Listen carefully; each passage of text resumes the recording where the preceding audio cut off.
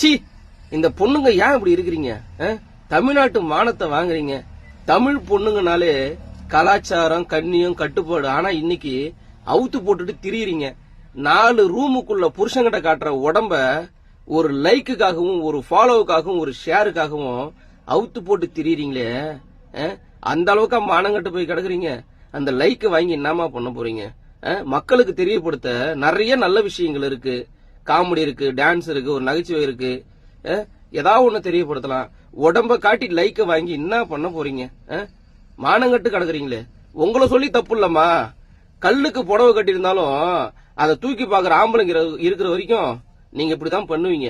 இதே ஒரு பொண்ணு ஆபாசமா வீடியோ போட்ட உடனே காரி கொத்தா பூன்னு எவனாவது துப்புனானா அடுத்த வீடியோ நீங்க போட மாட்டீங்க. நீங்க தான் இங்க கையை காட்டின உடனே அடுத்தது காலை காட்டுன்னு ஒருத்தன் கேக்குறான்.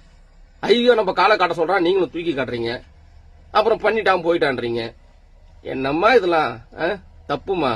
இப்படி எல்லாம் பண்ணாதீங்க. சத்தியமா மானன்றது மானமா இருக்கிற வரைக்கும் தான் மானம்.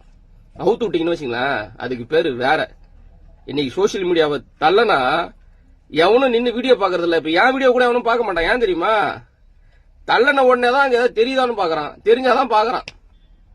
அப்போ உங்களை சொல்லி தப்பு இல்ல, மக்களை சொல்லணும்.